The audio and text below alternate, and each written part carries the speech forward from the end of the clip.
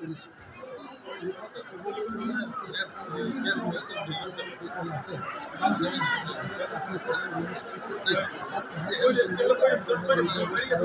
বা উন্নয়নৰ ৰাস্তাত আগবঢ়াই লৈ যোৱাৰ কাৰণে যথেষ্ট চলিছে। আজি আমি প্ৰায় ৩৫ বেনিফিচাৰী, আঁঠুৱা আৰু ছাতি একোজন বেনিফিচাৰী, কম্বল এযোৰাকৈ, তাৰপিছত মাছৰ দানা, মাছৰ পোনা, বিদ্যালয় এসাঁজ খুৱাব লাগিব।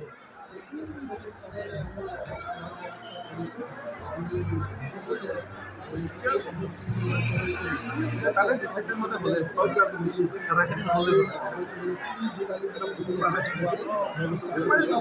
আমি সকলোকে যাতে আপোনালোকে আনন্দ ভোগেৰে এসাঁজ খাব পাৰি আমাৰ ইয়াৰ পৰা বিদায় ল'লে আমি ভাল পাম। सीएम सुंडी सर वार्तालाप न्यूज़ लाइव को इसीलिए दे रहे हैं कि सरकार को भी पता चले और बाकी लोगों को पता चले। न्यूज़ लाइव इसीलिए बोला जाता है या बोलते हैं हम लोग, है कि नहीं? तो इसीलिए यहाँ पर मैं खड़ा हूँ, थोड़ा सा देख रहा हूँ। बड़े लोगों का सामने खड़ा होना बहुत अच्छा लगता है।